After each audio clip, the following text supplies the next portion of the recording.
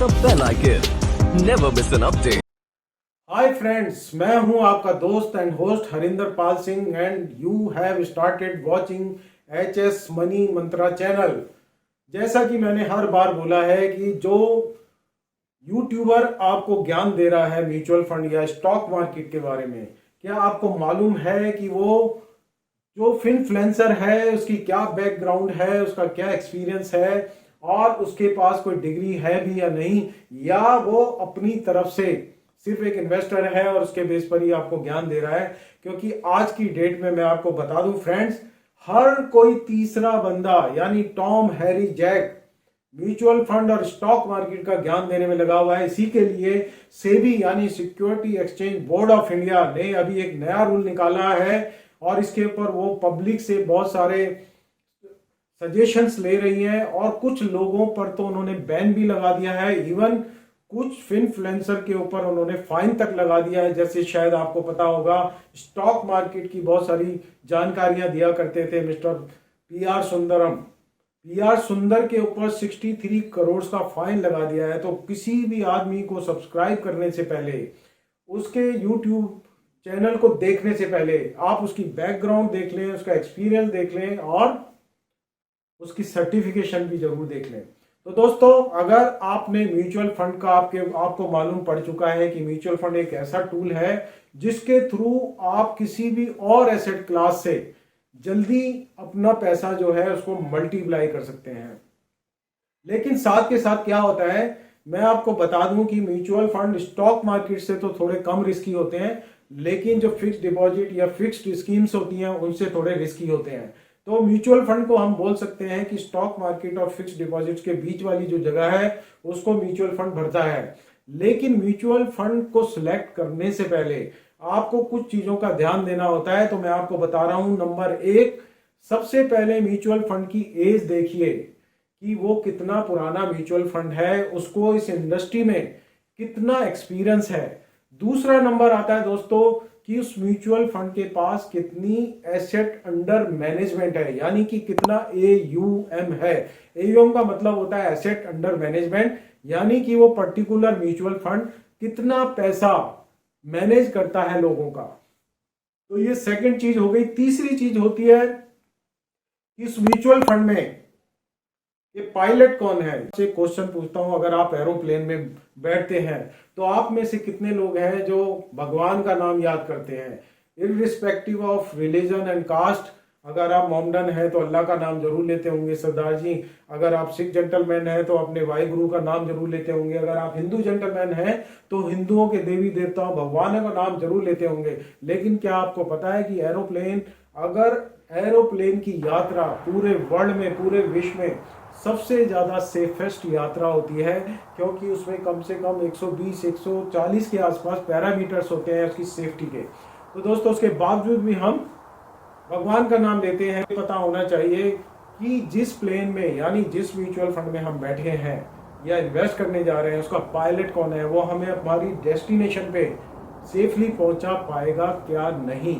तो सबसे बड़ी ये चीज है तो कि आपने फंड मैनेजर्स की क्वालिफिकेशंस देखनी है, उनका एक्सपीरियंस देखना है। और मैं आपको बता दूं, respective of mutual fund, her mutual fund की सारी स्कीमें सही नहीं होती दोस्तों। किसी के पास 15 स्कीम है, किसी के पास 30 स्कीम है, किसी के पास 50, कुछ के पास तो 75 तक भी स्कीम्स हैं। लेकिन हर म्यूचुअल फंड के पास ज्यादा से ज्यादा 5 या 6 स्कीम्स ही सही होती है। तो आप उन स्कीम्स को देखिए कि उनको कौन मैनेज कर रहा है, उनकी परफॉर्मेंस देखिए। खासकर 3 साल से पहले की रिटर्न्स मत देखिए दोस्तों, उनकी रिटर्न्स देखिए 3 साल, 5 साल, 10 साल या उससे ऊपर, या सिंस इंसेप्शन। और उसके अलावा एक चीज देखिए, ये भी हो सकता है कि कोई म्यूचुअल फंड है, उसने किसी टाइम पर बहुत ज्यादा रिस्क ले लिया और कुछ टाइम के लिए बहुत अच्छी गजब की रिटर्न दिखा दी। तो उसका एक कंसिस्टेंसी रेशो भी देखिए कि वो हर बार वो रिटर्न्स अपनी जनरेट कर पाया है या नहीं।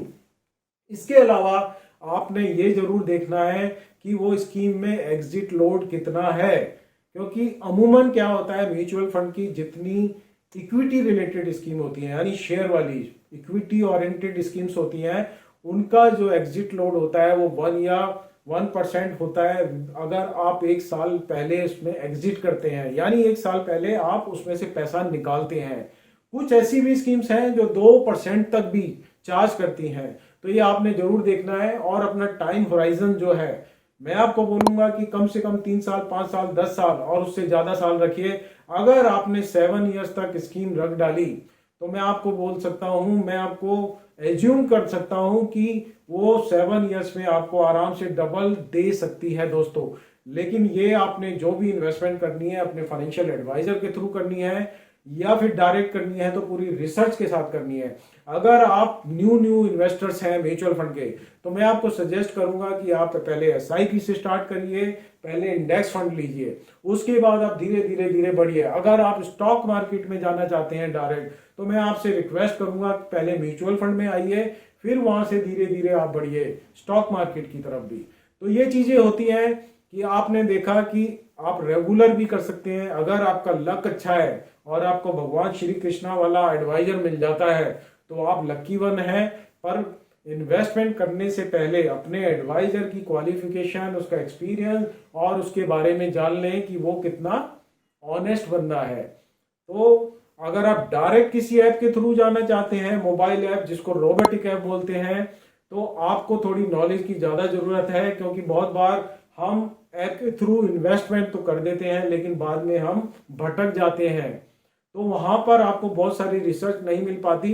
तो आप देखिए, आपकी हार्ड एंड मनी है, जिस तरीके से आप और काम करते हैं इसी तरीके से आप रिसर्च कीजिए। अगर आप बहुत बिजी बंदे हैं तो मैं आपको बोलूंगा कि आप किसी अच्छे एडवाइजर के थ्रू करिए।